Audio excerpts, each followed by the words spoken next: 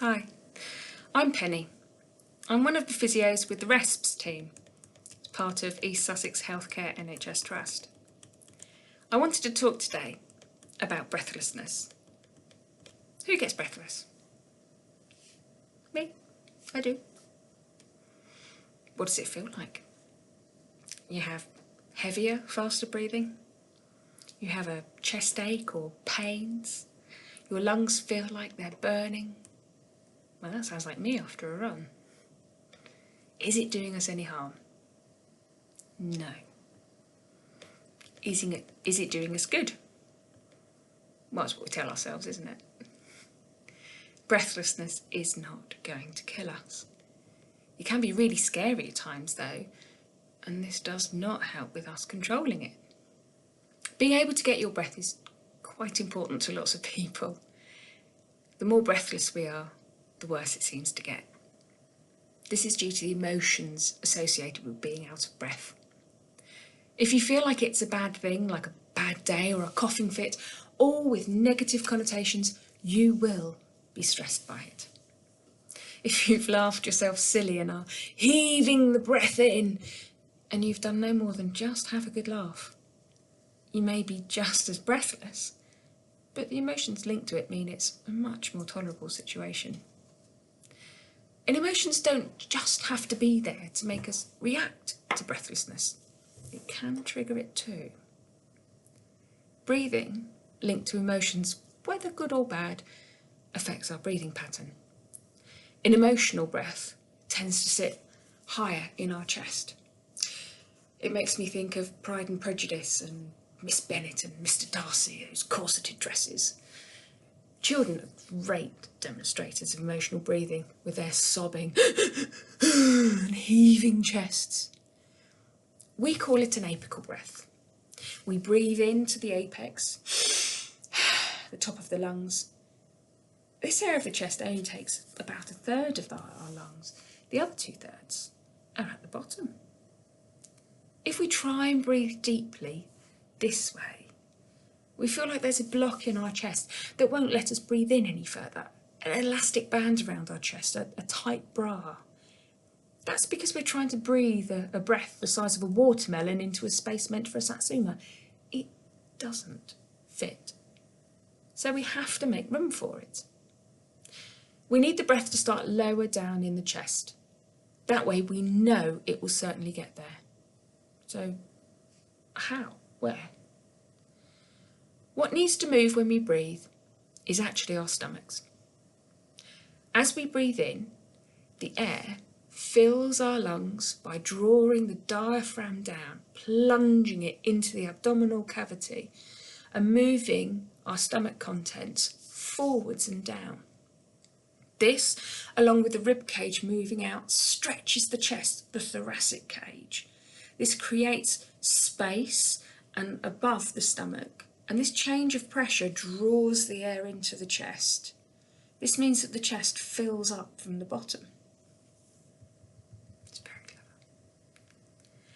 The flow of air is important in achieving this. If the air drawn into the chest is fast moving, it doesn't have time to fill properly, but just splashes into the areas it can get into quickest and easiest.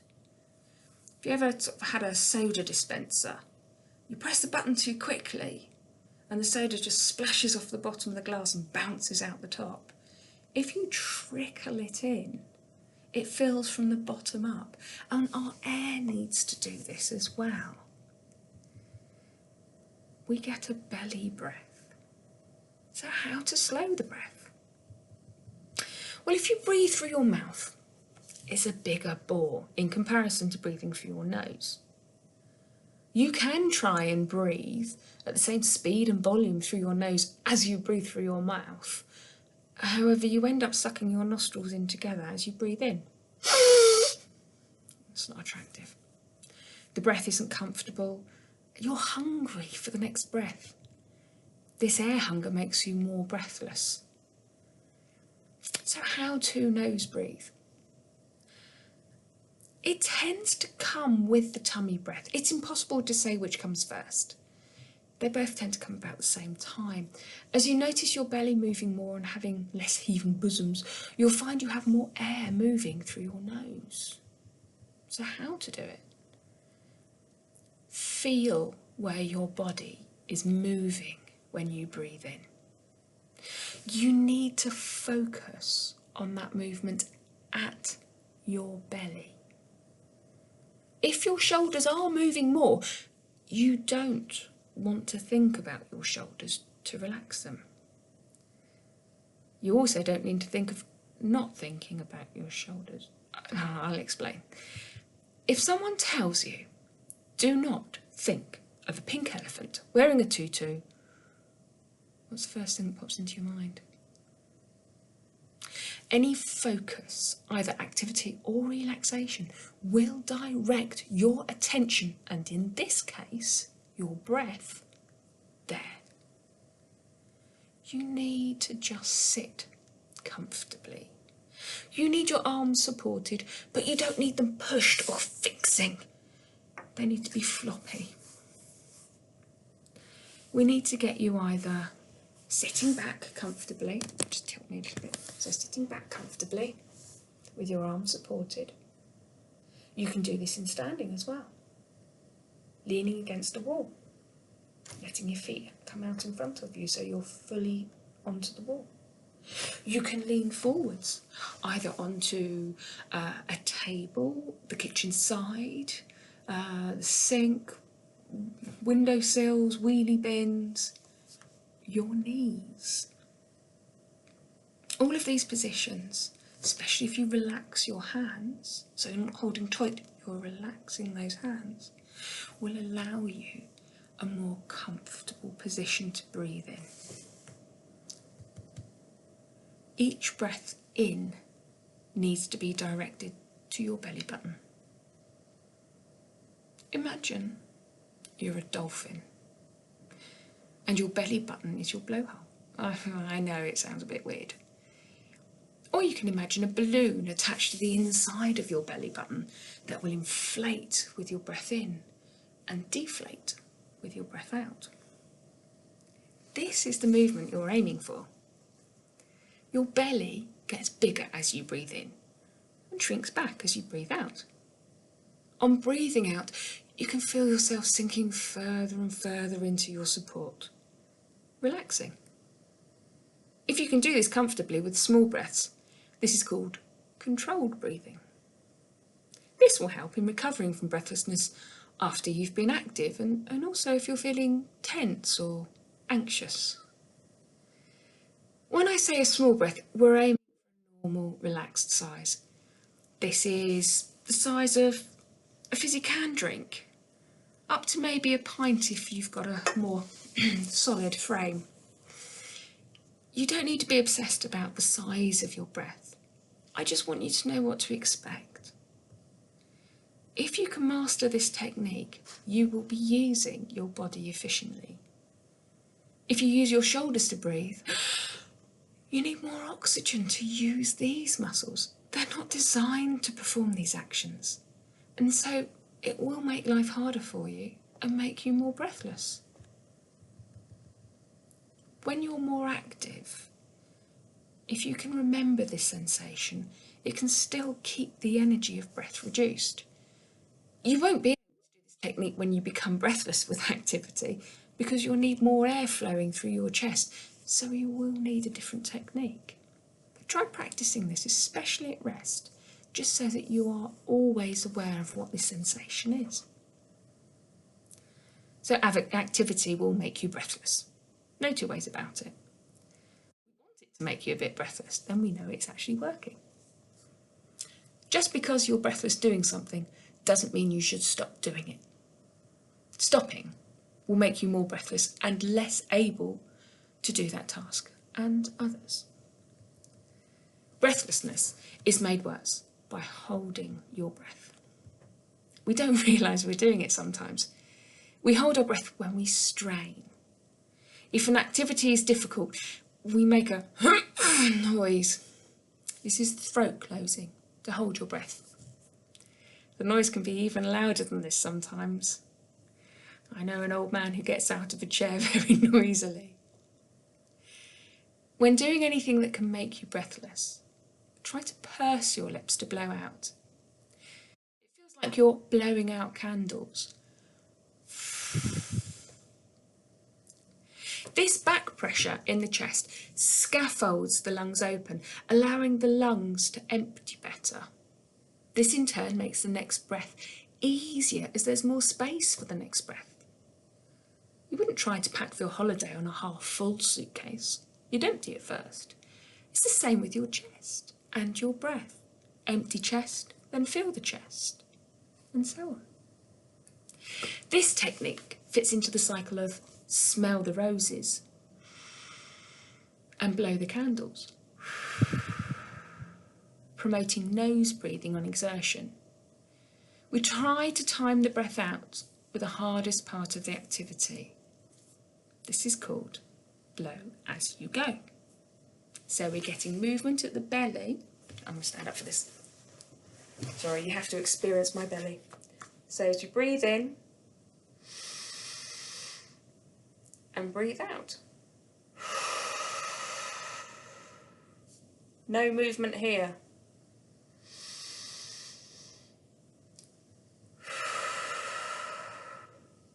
Okay? Don't tell everyone you saw my belly. So, blow as you go. Weightlifters. In the 1980s, they would strain lifting their weights. Going bright red, veins throbbing, aneurysms popping. Now, if you see a weightlifter, they prepare before lifting with a deep breath in and then blow out through pursed lips as they lift. They pause with weight at their shoulders and blow again as they go above their heads. Breathe in before you make the effort, then breathe out while making the effort. When lifting a heavy bag, breathe in before you lift the bag, and then breathe out through pursed lips as you lift the bag. Blow as you go. We've got this lovely diagram in manual handling about how bigger weights we can lift here or here or here or here. And it gets less the further away you go from this belly button support area. So the further away from your body you are, the harder work, the less you're able to do. So even if you are reaching above your head for a glass of water on your bedside table, below the waist, you're going to be more breathless doing this. And that's when you need to blow. Now, the heaviest thing you will lift is you. Raising yourself out of a chair or stepping up a step, extremely tiring activities and breathlessness inducing. It may be that you need to place your foot on the step as you breathe in and then blow out as you step up onto that step. It may be that you could blow out as you go on to the next step. If your breathing is not as troublesome, you may be able to breathe in for 2 steps, blow out for 3. It may be more.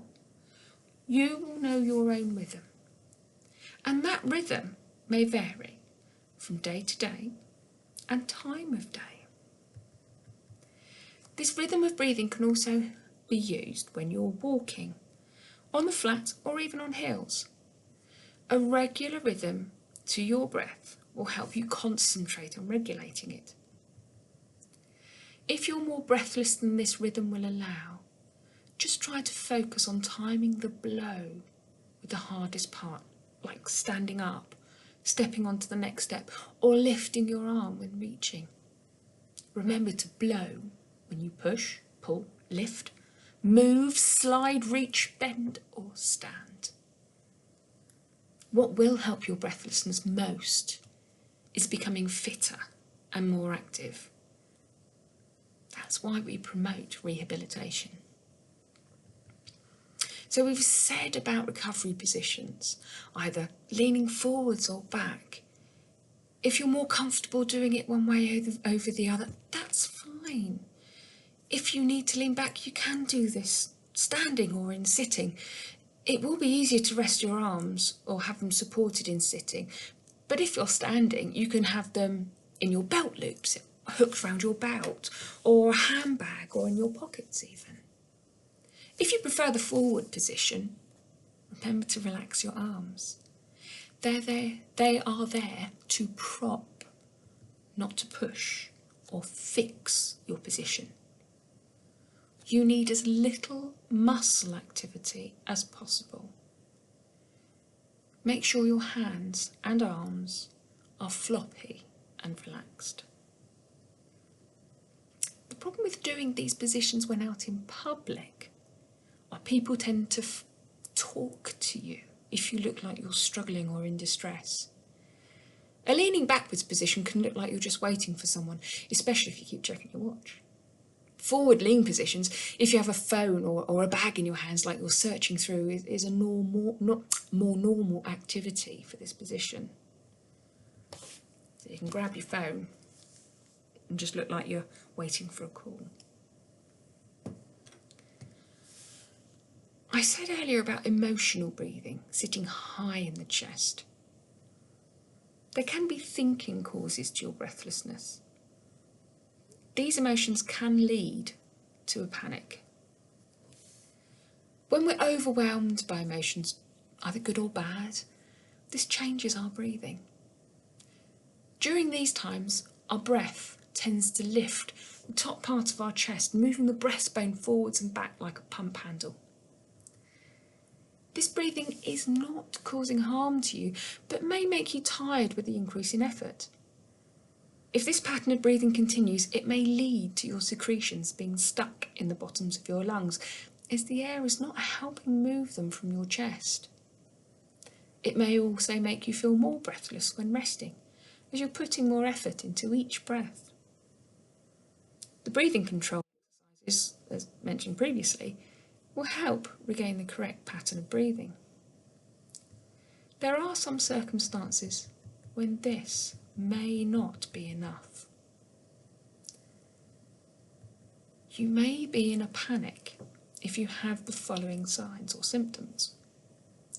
So things like tingling sensation in your hands, lightheadedness, fast or difficult breathing, palpitations, sweating, dry mouth, tightness around your lips, feeling out of control, butterflies in your stomach. There's a technique I quite like called the calming hand. When you feel the panic starting, get into a comfortable position as best you can and try going through these steps of the calming hand. Relax your hand out in front of you. Make a gentle fist. Put your thumb out and say to yourself, either out loud or think it, whichever you prefer, I am beginning to panic. Extend the next finger and gently sigh out. It may help you to purse your lips when you're doing this. Extend the middle finger and take a gentle breath in. Extend the fourth finger and slowly breathe out again. Finally, extend the little finger, stretch the hand and relax. Repeat this cycle as often as needed to manage that feeling of panic. An alternative to the calming hand is square breathing. You cast your gaze across a four-sided object such as a window, a picture, a floor tile. So you you get yourself into a comfortable position.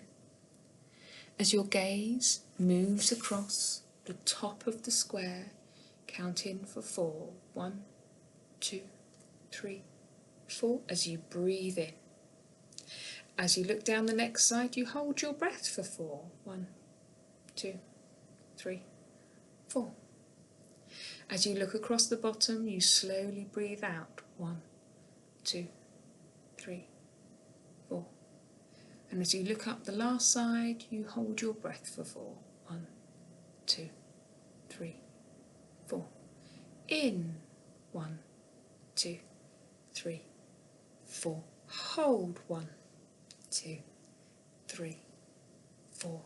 Out. 1, 2, 3, 4. Hold. 1, 2, 3, 4. And you carry on for as long as you feel you need that cycle to get your breathing back to normal. There are some activities that always make people breathless. Bending from the waist makes breathing very difficult and can cause breathlessness. You're squashing your stomach, so if you're trying to breathe to your stomach, it's not going to work. If you can, try to reduce how often you bend over. There are aids such as grip bars, helping hand grabbers. If you've had a hip replacement, you'll know what one of those are. The ones I've seen are black and yellow, and you grip a handle and the other end does that. So you can pick things up off the floor much better than bending over. If you have to bend or have to spend time at a lower level, try to ease yourself into a crouching position, keeping your back straight, bending from the knees rather than the waist. Keeping your chest upright and your shoulders back will allow you to breathe as comfortably as possible. You'll need something to secure, solid, for you to hold on to, like a heavy table or a sofa, just to give you something to push against as you stand. If you need to work at a level below the waist, emptying the washing or a washing machine or a cupboard or whilst gardening, what about a low stool and sit rather than bend? If you do have to bend, try to blow out as you bend. If you have to stay down there, we tend to say pant like pregnant ladies do. And then come back up. So don't forget that blow as you go technique when you're bending down, when you're on the bend. Talking on the telephone, especially rushing to answer the telephone before someone hangs up, or finding that you have to stand to talk, can make your breathlessness worse. When we talk, we have to control our breath, to control our voice quality and volume. Placido Domingo, he whispers when he talks just because of the power of his voice. So, try to make sure that your family, friends, work colleagues, whoever's going to call you on a regular basis, know that it can take some time for you to answer the phone. Ask them to let the phone ring for longer so that you don't have to rush to it. Try to make sure you're sitting down comfortably before you pick up the phone, and take a moment to catch your breath before starting your conversation. If you find you become breathless whilst talking on the phone or in conversation, try to talk in shorter sentences. Pause after each sentence rather than talking quickly and for a long time before taking a breath. Having a portable handset or mobile phone means you can have it with you at all times so you don't have to rush and answer it. Sometimes, when you get severely breathless, it may feel as if you're going to lose bladder or bowel control. This is a more common problem than you would think. The use of the techniques in this talk will help reduce the sensation, including blow as you go. The reason this happens is because your body tries to empty anything out that it feels it doesn't need if it's going to faint. It's a reject button. So it just gets rid of anything that adds extra weight and effort to the body. That's why it happens. So calming down, reducing the breathlessness, stopping the panic can limit this sensation. Some people can get breathless on eating. The reason for this is you have to hold your breath to swallow. You have a flap of skin, type tissue, called your epiglottis. It covers the windpipe inside your throat when you swallow, so that the food passes over and goes behind into the gullet, into the esophagus behind it, and the trachea, the windpipe, is kept clean. Having frequent small meals rather than large ones can mean that you're not holding your breath to swallow so much. That can reduce your breathlessness. You're holding your breath for less time. Eat smaller mouthfuls. Avoid foods that are difficult to chew, or add sauces or gravy where possible. Drink sips of fluid frequently to avoid becoming dehydrated. Sips of cold water or sharp fruit drinks make your throat feel clearer, so it's easier to swallow. After an infection, your breathlessness on activity may be worse, as your body has taken the protein out of your muscles to help repair your lungs. This has made them inefficient, and they need more oxygen to work. The best way to regain your strength and help your breathlessness on exertion is to start gentle exercises and eventually return to pulmonary rehabilitation. If you continue to struggle with breathlessness, it's not just exercise that can help. A cool draft can give you the sensation of more air available and can reduce the breathlessness. You can achieve this with opening a window or having a fan. Small handheld fans can be bought quite cheaply. Some medicines, such as morphine, can help settle your breath and allow you to feel more relaxed with it. It is a very small amount usually. It can still make you slightly drowsy, but it can be very beneficial. Oxygen does not affect breathlessness. You may be breathless with no drop in your oxygen levels. Only if your oxygen levels drop would you need to be considered for oxygen. Your healthcare professional, consultant or GP will be able to tell you what too low is for your condition. There are some people who will have low oxygen and will not have breathlessness. This has been spotted more recently with people who have survived COVID, and those people need a little bit more monitoring. We used to have access to wellbeing or fatigue and breathlessness classes. These classes run parallel to pulmonary rehabilitation. They're not run by us. They're run by people who have a focus on having a better quality of life. We never offer quantity, but we do try to go for quality. They have lots of access to wellbeing help, from massage and painting and fitness exercises. They're very professional, they're very caring, and they're based at the hospice. The hospice involvement for people with chronic conditions is not because you are dying.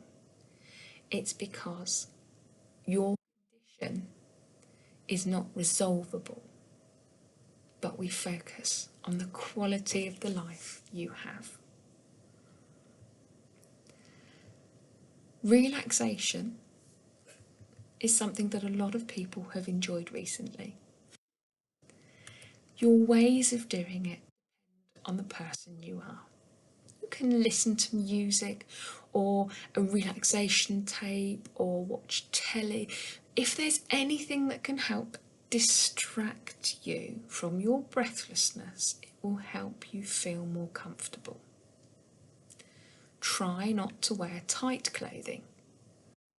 Anything too tight will make you feel restricted.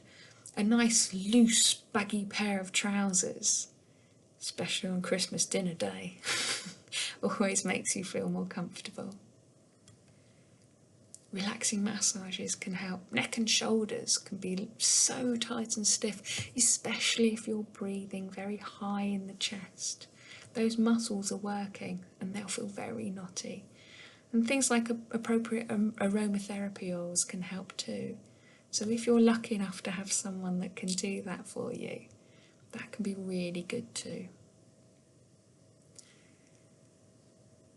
Sex is an important part of life for many people.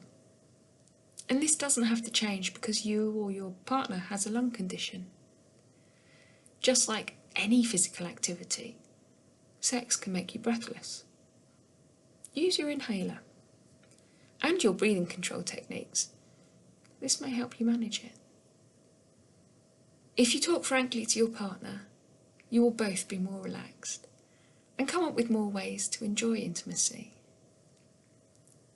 The British Lung Foundation suggests getting fit, picking a good time, picking a good place, and having your symptoms under control.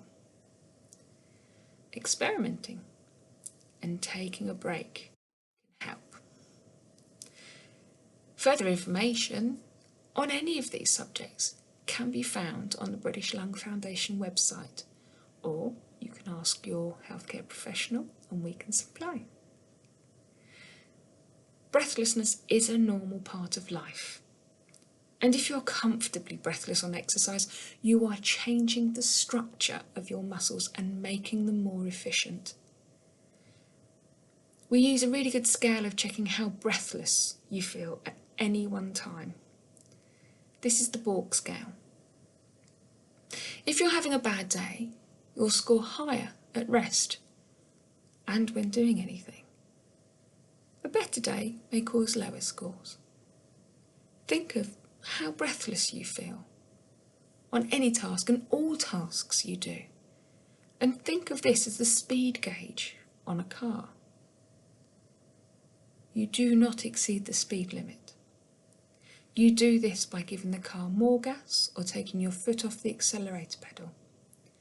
If you're comfortably carrying on with a breathlessness Borg scale of 3 to 4, moderate to somewhat severe on activity, see if you can continue and maintain this. If you're dawdling at 1 to 2, try doing a little bit more to achieve that 3 to 4 level of breathlessness. If you're touching 5 or higher, back off. Take your foot off the accelerator. Doesn't mean you have to slam the brakes on. Just try going a little slower. Have a go at regulating your breathlessness. See what makes it worse. See what makes it better. These tips and techniques are for you. We can't say what will definitely help and what definitely won't, but they're all worth a try.